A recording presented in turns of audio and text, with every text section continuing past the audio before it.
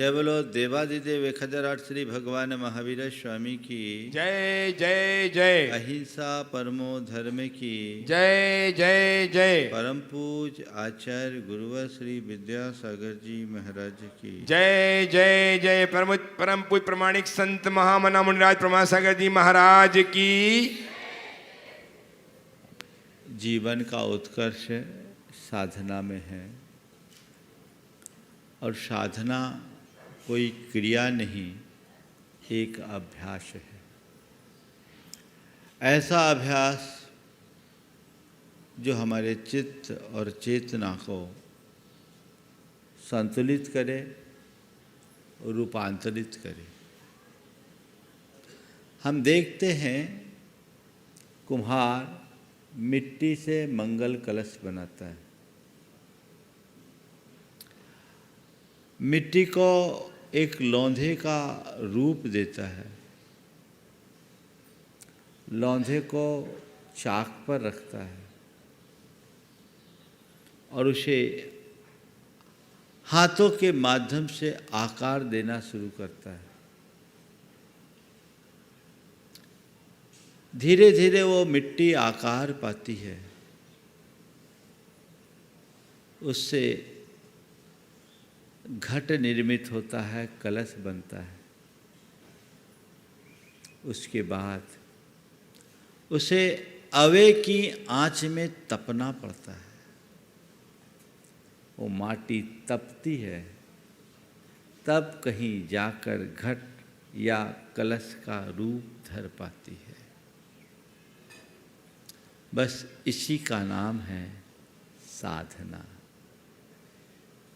मिट्टी को मंगल कलश का रूप प्रदान करना ही साधना है और उसका परिणाम कल तक जो पानी उस मिट्टी को गला करके बहा ले जाता था, जो पानी उस मिट्टी को बहा देता था, गला देता था, साधना से संपन्न हो जाने के बाद वह मिट्टी उस पानी को अपने में समाने की सामर्थ्य विकसित कर लेती है। पानी मिट्टी को बहा कर ले जाता है तो घड़ा पानी को अपने में समा लेता है। जिसे पानी बहा रहा है वह भी मिट्टी है और जिसमें पानी समा रहा है वह भी मिट्टी है। जिसे पानी बहा रहा है वह भी मिट्टी है, जिसमें पानी समा रहा है वह भी मिट्टी है। बस यह अंतर है तो साधना और साधना के अभाव का। मनुष्य जितना अधिक साधना संपन्न होता है उसका जीवन उतना अधिक समर्थ होता है। साधना से हमारे जीवन का गुणात्मक विकास होता है। साधना से हमारी आत्मा की पात्रता उद्घाटित होती है और साधना से ही सिद्धि की उपलब्धि होती है। धर्म के संबंध में मैं आप सबसे केवल इतना कहूँगा, धर्म कोई क्रिया नहीं, एक साधना है। धर्म को क्रिया के रूप में अपनाने वाले लोगों की तो बहुलता है, लेकिन धर्म को एक साधना के रूप में अंगीकार करने वाले लोग विरल होते हैं। हम धर्म को साधना के रूप में अंगीकार करें, वो साधना जो हमें अपने अंदर से परिवर्तित कर दे, हमें भीतर से रूपांतरित कर दे। तो साधना के लिए क्या करना होगा? अपने आप को तपाना होगा, अपने आप को खपाना होगा, अपने आप को गलाना होगा। मिट्टी से घड़ा बनता है कब? कोई भी मिट्टी को घड़ा का रूप दे दो, नहीं। उस मिट्टी को पहले भिगोया जाता है, गलाया जाता है और जब कुम्हार मिट्टी को गलाता है पांवों से रौंदता भी है, तब वो भीतर से भींगती है, फूलती है, उसमें लौंधे का रूप बनता है। और फिर कुम्हार चाक पर घुमाता है, चक्कर खाता है, लेकिन फिर भी समर्पित रहती है। और फिर कलश का रूप पूरी प्रक्रिया तक पहुंचने में उसे कई प्रकार के प्रहारों को झेलना पड़ता है और अंत में अग्नि परीक्षा देनी होती है। अवे के आँच में पकना पड़ता है, तपना पड़ता है, तब कहीं मिट्टी मंगल कलश का रूप धर पाती है। ऐसे ही जीवन विकास के क्रम में जो पूरी तरह से अपने आप को अर्पित करते हुए साधना के मार्ग को अंगीकार करता है और जीवन में जो कुछ भी घटित होते जाए उसे सहज रूप से स्वीकार करता है, सच्चे अर्थों में उसके ही जीवन का उद्धार होता है। अभी प्रसंग मुनि धर्म का चल रहा है। मुनि मुद्रा साधना की मुद्रा है, अपनी चेतना को पूरी तरह परिष्कृत करने का आधार है और सारा जीवन प्रखरता और प्रताप के साथ जीने का मार्ग है। जीवन सबको मिला है, जीवन सभी जीते हैं, लेकिन एक साधारण प्राणी के जीवन में और एक संत के जीवन में, संतों में भी मुनि के जीवन में एक बुनियादी फर्क होता है। आप लोग जीवन जीते हैं और मुनिजन जीवन का रस निचोड़ते हैं, रस लेते हैं। जीवन जीना अलग बात और जीवन का रस पाना अलग बात है। जीवन जिए, रस पाए, रस निचोड़ करके उसका आनंद ले, वो हम कैसे करें? जीवन का रस अपने अंदर कैसे आए? आज हम मुनि लोग हैं, हम हर पल अपने जीवन के प्रति जागरूक रहते हैं और जीवन का आनंद लेते हैं। आप लोग पता नहीं किसे एंजॉय मानते हैं और उस एंजॉयमेंट के लिए न जाने कितने प्रकार के साधनों का आलम्बन लेते हैं, पर मुझे पता है थोड़ी देर पहले एंजॉय है और उसके बाद स्ट्रेस, यही चलता है ना। इधर एंजॉय, इधर स्ट्रेस, सब जॉय खत्म हो जाता है, पता ही नहीं लगता अभी जॉय के बाद हाय कब हो जाए। इधर जॉय, इधर हाय, इसका कोई पता नहीं। लेकिन मैं अपनी बात कह सकता हूँ, मैं अपने जीवन के एक एक पल का एंजॉय करता हूँ, एक एक क्षण का एंजॉय करता हूँ, हर पल अपनी मस्ती में जीता हूँ। और संत है ही वही जो हर पल अपने मस्ती का आनंद ले। कैसे? आप भी कर सकते हैं और बहुत सारे लोग मेरे संपर्क में ऐसे भी हैं जो अपने जीवन को बहुत मस्ती से जीते हैं। जीने का अपना अपना नज़रिया है, उस नज़रिए के अनुसार जो जैसा जीवन जीता उसका सारा जीवन वैसा हो जाता है। हमें चाहिए कि हम जीवन के मूल को पहचाने, जीवन के मर्म को पहचाने और जीवन की मस्ती का रस ले सके। मुनि राजों को ये स्थान क्यों मिला? आपने कभी सोचा? आप लोग मुनि जनों को पूजते हो कि नहीं पूजते हो? पूजते हो। क्यों पूजते हो? क्यों पूजते हो? उत्तर चाहिए। हाँ, गुण कौन से गुण आ गए? कोई टपक के आ गए?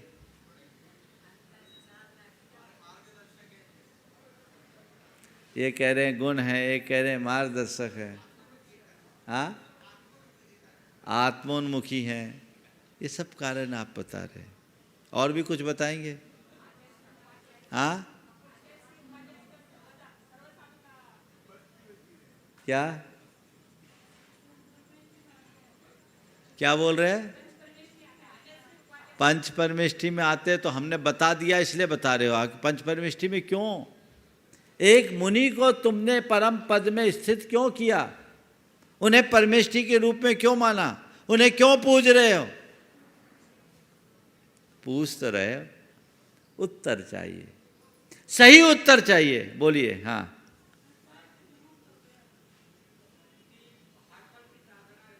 हाँ, हर पल की साधना रहती है। बहुत कुछ निकट गए, क्योंकि मुनि का नाम है साधु, और साधु कौन है? जो साधना करे सो साधु। हम में साधना है, हम साधक हैं, इसलिए आप हम सबकी वंदना करते हो, हम सबकी पूजा करते हो। साधु की पूजा उसके रूप के कारण नहीं, उसके कुल के कारण नहीं, उसके शरीर के कारण नहीं, उसके अंदर की साधना के कारण होती है। एक साधारण जन और एक संत साधु जन में यही अंतर है। साधारण जन अपना जीवन यापन करते हैं और साधक जन अपने जीवन में साधना करते हैं। तुम जीवन का निर्वाह करते हो, हम जीवन का निर्माण करते हैं। अंतर यही है। निर्वाह को निर्माण की दिशा में बदला जा सकता है। कब? जब साधना से जुड़ जाओ तब। मैंने पहला वाक्य कहा था, साधना एक अभ्यास है। आप भी साधक बन सकते हो, आप भी साधक बन सकते हो। साधु बनोगे तब बनोगे, लेकिन अभी भी एक गृहस्थ अवस्था में भी साधक बन सकते हो। आज मैं बात कर रहा हूँ साधु जीवन की साधना के रहस्य को खोलते हुए। आप सबके जीवन में साधना कैसे आए? आचार्य कुंद कहते हैं, जे 22 परिश सहंति सत्ति सये ही संजुत्ता, ते होन्ति बंदनिया सुरासुर मानुषे लोए। जो शक्ति से ही सैकड़ों शक्तियों से संयुक्ता लग करके, सैकड़ों शक्ति लगाकर, यानी पूरी ताकत लगाकर, पूरी क्षमता के साथ 22 परिसहों को सहते हैं, वे ही सुर असुर और नरलोक में वंदनीय साधु होते हैं। बात एक पंक्ति में पूरी हो गई, पर इसके अर्थ को आत्मसात करने में पूरा जीवन भी कम पड़ सकता है। जो 22 परिसहों को शक्ति से ही संयुक्ता सहंती, पूरी शक्ति और सामर्थ्य के साथ सहते हैं, वे वंदनीय होते हैं। तो आज बात कर रहा हूँ साधना की। साधना का पहला रूप सहना। क्या करना? सहना। सहो, जितना सहोगे उतना समर्थ बनोगे। आप मुनि जनों की चरणों में आते हैं, आपको दिखता है मुनि महाराज क्या सहते हैं? हाँ? सहते दिखते हैं? हाँ? कई बार आप लोग बोलते कितना कष्ट सहते हैं। एक बार की बात, मैं बहुत सर्दी थी, बिहार कर रहा था और बिल्कुल घना कोहरा, कई दिनों से धूप निकली नहीं, उत्तर प्रदेश की बात है, और कड़कड़ाती ठंड, टेम्परेचर दिन का 6, और उसमें बिहार हुआ। 6 टेम्परेचर में बिहार अपने स्थान पर पहुँचे, और जिस स्थान पर पहुँचे वहाँ कोई कक्ष नहीं, दालान में रहना, कक्ष ही नहीं था। हुआ ये था कि जहाँ उन लोगों ने स्थान निर्धारित किया था वहाँ एक गधा मर गया था। चर्या होनी थी, अटेंडम मालूम पड़ा। अब उस समय उस स्थान को बदला, उससे 4 किलोमीटर और आगे एक दूसरा स्थान मिला। स्थान के नाम पर एक स्कूल था। स्कूल क्या था? दलान था। वहाँ रुके। अब ठीक है भैया, जो है सो है, स्वीकार करो। हम बैठे थे, सर्दी कड़ाके की थी, कुछ लोग आपस में बात कर रहे थे। देखे तो महाराज बेचारे को कितना सहन करना पड़ा। क्या बोल रहे हो? बेचारे महाराज को कितना सहन करना पड़ा। मैंने ये शब्द सुना, हमने कहा भाई साहब थोड़ी सी कृपा कर दो, थोड़ी सी कृपा कर दो, हमें बेचारा कहने की चूक मत करो। चारा तो हमारे पास था, पर हमने उसे स्वीकार नहीं किया। अगर मैं चाहूँ तो आप मेरे लिए 100 साधन उपस्थित कर सकते हैं, बेचारा वो नहीं जिसके पास कोई साधन नहीं, बेचारा वो नहीं जिसके पास कोई साधन नहीं, बेचारा तो वो है जिसके पास पर्याप्त साधन होने के बाद भी और साधन की चाह है। ऊपर से लदे हो फिर भी कांप रहे हो कि और कुछ सुविधा हो जाए तो। मैं कहना क्या चाह रहा हूं, कष्ट कष्ट तभी प्रतीत होते हैं जब तक हम उन्हें स्वीकार नहीं कर पाते। 4 बातें आज आप सबसे कहूँगा। सहो, सहना, स्वीकार करना, सत्कार करना। सहन करना, स्वीकार करना, सत्कार करना और प्रतिकार करना। सहन, स्वीकार, सत्कार, प्रतिकार।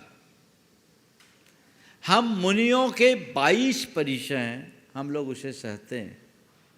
इसमें कुछ शारीरिक है, कुछ मानसिक है।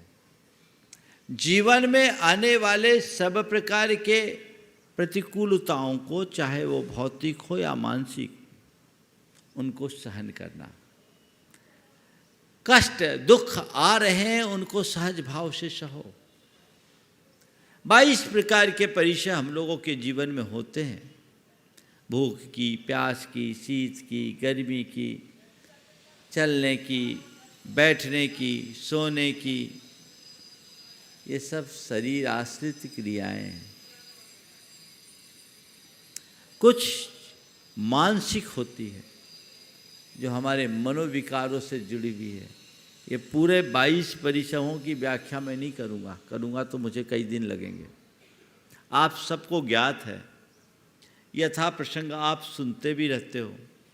पर इन 22 परिचयों को मुनिजन सहते हैं। क्यों सहते हैं? हमारे यहाँ भगवान ने आदेश दिया, मार्गाच्यवन निर्जरार्थम परिशोडभ्या परिसहा। अपने मार्ग से च्युत न होने के लिए और कर्मों की निर्जरा करने के लिए तुम्हें परिसह सहना चाहिए। परिसहों को सहोगे तभी आगे बढ़ोगे। जो व्यक्ति रास्ते के बाधाओं से विचलित हो जाता है वो मंजिल तक नहीं पहुंच पाता। ये बाधाएं तुम्हारे रास्ते के अवरोध हैं, तुम्हें इन्हें पार करते हुए मंजिल तक पहुंचना है। लक्ष्य को देखो। ये सब तो छोटे मोटे व्यवधान हैं, इनसे प्रभावित होगे तो यहीं अटक जाओगे। जिसके हृदय में तत्व ज्ञान होता है वो अपने भाव को विशुद्ध और निर्मल बनाते हुए अपना कल्याण कर ही लेता है। तो मुनिराज 22 परिचयों को सहते हैं, इसलिए वो वंदनीय होते हैं। वो उनके जीवन की साधना फलीभूत होती है। आप लोगों से मैं कहूँगा, अपने जीवन का उत्कर्ष करना चाहते हो तो सहो। पहली बात सहो, कहो मत। आप लोग कहते हो, सहते कम हो। जीवन में जो भी हो, शारीरिक मानसिक परिस्थितियां आए, उसको सहो, ये स्वीकार करके, ये मान करके कि मेरे जीवन में जो भी घट रहा है ये कर्मजन्य संयोग है। कर्मजन्य संयोग है और इसे सहने में ही मेरे जीवन की सार्थकता है। मेरे पास कोई उपाय भी नहीं है। मैं आपसे एक सवाल करता हूँ, आप 3 दिन से भूखे हो, कहीं कोई व्यवस्था नहीं, बियावान इलाके में हैं और वहाँ आपको खाने के लिए खिचड़ी मिली है, वो भी थोड़ी सी और नीचे से जली भी, आप क्या करोगे? खाओगे कि भूखे रहना पसंद करोगे? हाँ, माता जी बोल रही प्रेम से स्वीकार लेंगे। स्वीकार कर लोगे? करोगे? क्यों किया स्वीकार? हाँ, क्यों किया स्वीकार? भैया, यहाँ जो मिल जाए वही ठीक है। अब हमारे भाग्य में यही बदा है, जो मिल जाए सो ठीक है। आपने उसे स्वीकार लिया। क्यों स्वीकारा? क्यों स्वीकारा? परिस्थितियां ऐसी, अब यहां मेरा कोई जोर नहीं है, जो मिले वो मुझे लेना है। इसी तरह जीवन में जब कुछ भी कुछ अघट घटे, उसे इस भाव से स्वीकार लो कि चलो भाई, अब जो हो जाए सो है। सहो स्वीकारो, जो हो जैसा हो उसको सहो। और सहने में दो तरह, सहना तो पड़ता ही है। इच्छा पूर्वक सहो, मन मार के सहो। सहना तो पड़ेगा। सपोज आपको बुखार आ जाए, क्या करोगे? बुखार आएगा, आप इलाज करोगे, दवाई लोगे, पर कितनी भी अच्छी दवाई लो, तुरंत तो आपको बुखार उतरेगा नहीं। कष्ट है, सिर में दर्द हो रहा है, कहीं कोई पेन हो रहा है, आप उसे सह रहे हो कि नहीं सह रहे हो? सह रहे हो। हमारा सहना ही पड़ता है। लेकिन दो तरीके से सहते हैं लोग। हाँ, बहुत ज्ञान की बात है। दो तरीके से सहते हैं लोग। एक तो कराहते हुए, और दूसरे बड़े शांति से। ठीक है, अब जो होना है सो है, ठीक है, आराम लगेगा धीरे धीरे। कोई को थोड़ी सी तकलीफ, क्या बात है भाई, क्या करूं, बहुत तकलीफ है, कोई उपाय नहीं है, और कोई कुछ पूछने वाला भी नहीं है। एक ये परिणाम, और दूसरा परिणाम कैसे हो? ठीक है, अपेक्षाकृत ठीक है, दर्द है, ठीक है। कितना अंतर आ गया। जिस व्यक्ति की आध्यात्मिक दृष्टि होती है, वह तन की बीमारी को केवल हावी नहीं होने देता, और जिसकी केवल देह दृष्टि होती है, वो थोड़ी सी पीड़ा में भी विचलित हो जाता है। तुम्हें ये समझ होनी चाहिए कि रोने कराने से किसी चीज का समाधान नहीं है। उसे सह लेने में सामर्थ्य हमारी विकसित होगी। परम पूज्य गुरुदेव थुबोन जी में बहुत गंभीर रूप से बीमार थे। उनकी शरीर की स्थिति बहुत ही गंभीर हो गई थी। 3 दिन से आहार नहीं हुआ, एक दिन तो उपवास किया, दूसरे दिन उनको जो दवाई दी वो कड़वी थी, सिंकोना की छाल जिससे कुनैन बनती है, मुनक्के में दिया, पहले ही ग्लास में मुंह में डाला, बाहर निकल गया, वो अंतराय हो गया। दूसरा उपवास, और पहले दिन, एक दिन उससे पहले केवल उन्होंने लौकी लिया था और कुछ लिया नहीं था। 105 फीवर, गर्मी प्रचंड, बारिश हुई नहीं थी। पंडित जगन मोहन लाल सिद्धांत शास्त्री 2 विद्वानों के साथ वहाँ पहुँचे। उन्होंने गुरुदेव से पूछा, महाराज जी कैसा लग रहा है? गुरुदेव ने अत्यंत सहज, उस 105 ज्वर में भी हल्की सी मुस्कान बिखेरते हुए कहा, औदैहिक भाव है, जान रहा हूँ और देख रहा हूँ। औदैहिक भाव है, जान रहा हूँ, देख रहा हूँ। यानी कर्म का उदय आया है, उसे सहज भाव से देख रहा हूँ। ये है सहना, ये है स्वीकार करना कि ऐसी प्रचंड परिस्थिति में भी उसका आनंद लेना, विचलित नहीं होना। सहो और स्वीकारो।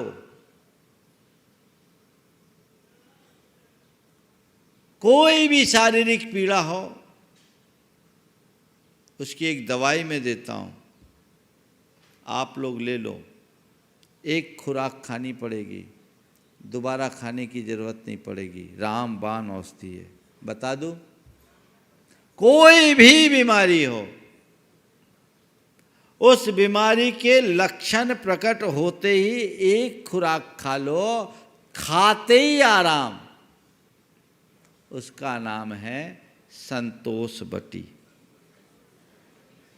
संतोष बटी खाइए, तत्काल आराम पाइए। एक बटी, एक हमेशा अपने पास, आजकल जितने कार्डिक पेशेंट होते हैं अपने साथ सोबरी ट्रेट रखते हैं, कहीं कुछ ना आ जाए तो भाई दबा के रखना पड़ेगा, सब लोग रखते हैं। मैं कहता हूँ वो आपकी काम करे न करे मुझे नहीं मालूम, करती भी होगी और रखो, उससे मुझे कोई एतराज़ नहीं, लेकिन एक पुड़िया, एक खुराक आप संतोष बटी के साथ अपने साथ जरूर रखो।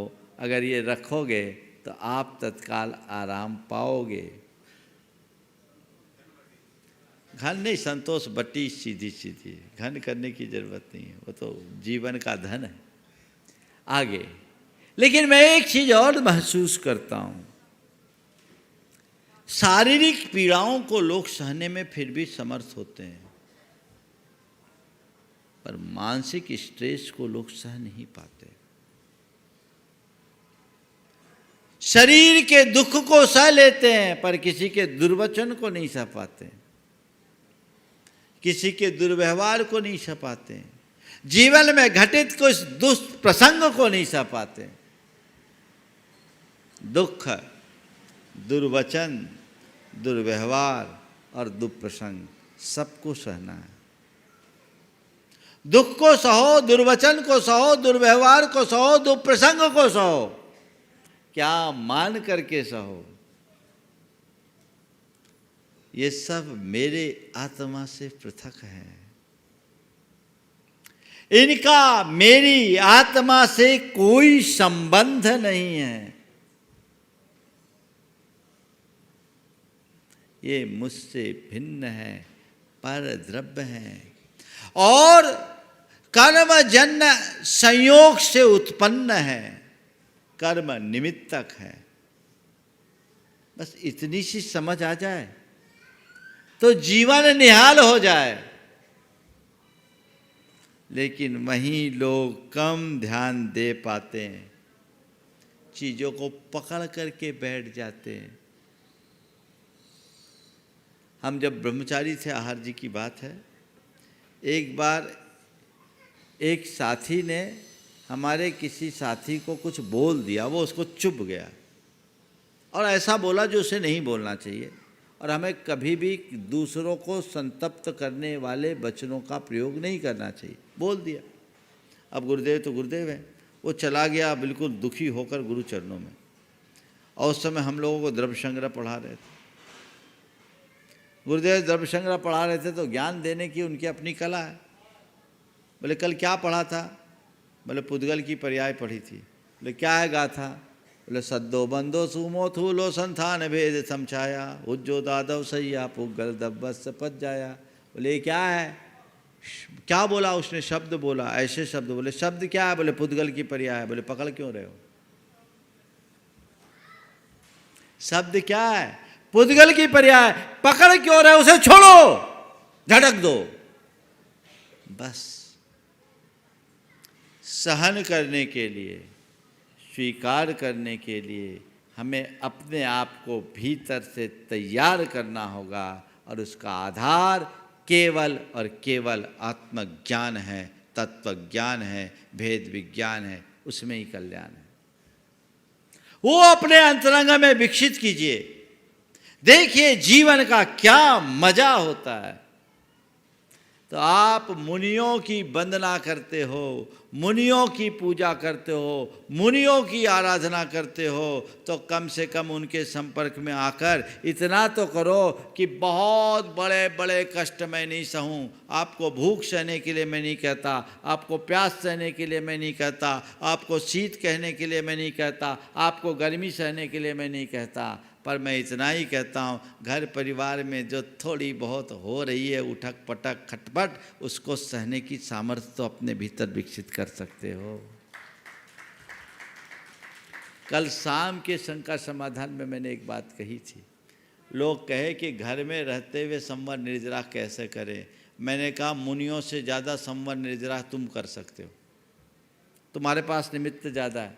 अभी पुनः दोहरा रहा हूँ, मुनियों से ज़्यादा संवर निर्जरा के निमित्त तुम्हारे पास है, अवसर है। संवर निर्जरा का मूल आधार समता है। हम मुनियों के लिए तो केवल 22 परिचय हैं, हम सहते हैं, हमारा संवर और हमारी निर्जरा होती है। तुम्हारे लिए हर कदम पर प्रतिकूलताएं हैं, उनको सहज भाव से स्वीकार कर लो। केवल संवर और निर्जरा है, केवल संवर और निर्जरा है। जब भी कोई ऐसा दुर्वचन कहे, दुर्व्यवहार कहे, दुप्रसंग आए, कर्मोदय मानो और उसे समस्या मानने की जगह कर्म काटने का निमित्त मान लो। वो समस्या भी तपस्या बन जाएगी। और मैं अक्सर कहता हूँ, समस्या को तपस्या बनाओ, स्वीकार लो, ये कर्म काटने का निमित्त बना है। एक सज्जन है मेरे संपर्क में, उनकी धर्मपत्नी महाकर्कशा, लेकिन वो व्यक्ति बड़े मस्त रहते हैं, बड़े मस्त।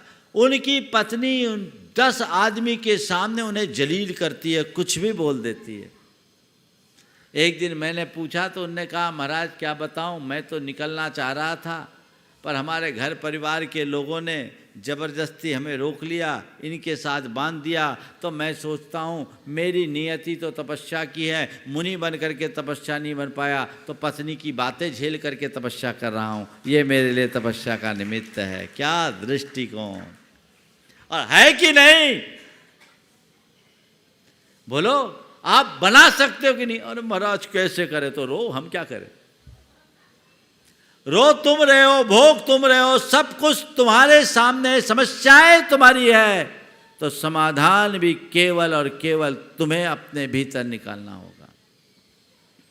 उसका हल तुम्हारे अंदर है, उसे ढूंढिए, अपने भीतर से उसे निकालने की कोशिश कीजिए, तो जीवन में एक बड़ा बदलाव होगा। तो सहें, स्वीकारें, जो है जैसा है स्वीकार कर लें और फिर सत्कार करें, स्वागत करें। अच्छे का स्वागत सब करते हैं, बुरे का स्वागत साधक करता है, बुरे का स्वागत साधक करता है। तुम्हारे एक सामान्य व्यक्ति के सामने कोई बुरा प्रसंग आए वो व्याकुल होता है, और एक साधक के सामने कोई बुरा प्रसंग आए तो उसमें उसे एक मौका दिखता है, किसका? कर्म काटने का। वो हर्षित होता है। ये तो मौका है कर्म काटने का, हर्षित होता है। मैं आपको बताऊं, हम लोग मुनि दीक्षा के बाद की बात है, एक जगह विहार करके चले और सर्दी का समय था। जो धर्मशाला थी बहुत छोटी थी। हम लोगों से कुछ लोगों ने बोला, महाराज जी सामने एक नई धर्मशाला है। शाम होने वाला था, 24 किलोमीटर चल के गए, सामने एक नई धर्मशाला है। हम लोग गुरुजी से निवेदन किया कि गुरुदेव हम सामने एक नई धर्मशाला वहाँ चले जाएं, यहाँ कंजेस्टेड। बोला हाँ चले जाओ। शाम को गए। अब गए, पहले से देखा वेखा तो था नहीं। अब धर्मशाला के नाम पे 2 दुकानें थी, शटर लगी, बड़ी बड़ी शटरें थी, करीब 14 फुट की शटर और सिंगल कमरे और बड़े बड़े झरोखे, रोशनदान। अब पहुँच तो गए। हमारे साथ के एक महाराज थे, उनने कहा महाराज ये तो गुल्फी जम है।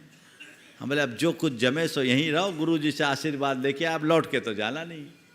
अब क्या था, हम लोग रह गए। थोड़ा बहुत उन लोगों ने जो कुछ भी पैक वैक किया सो किया। अब हम 4 महाराज थे, चारों बिना चटाई के सोने वाले, ऐसे ही रहने वाले, और रात भर साए हवा। अब कुछ लोग आ गए भैयावृत्ति के लिए। अब भैयावृत्ति के लिए भी ऐसे सेवक आए कि क्या बताएं। वो आए और वो ले आए ब्रेक ऑयल।